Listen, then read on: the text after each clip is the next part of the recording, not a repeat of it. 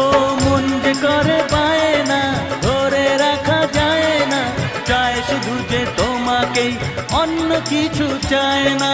জানাই তোমাকে তা দুটি চোখের ভাষা, এই তো ভালোবাসা।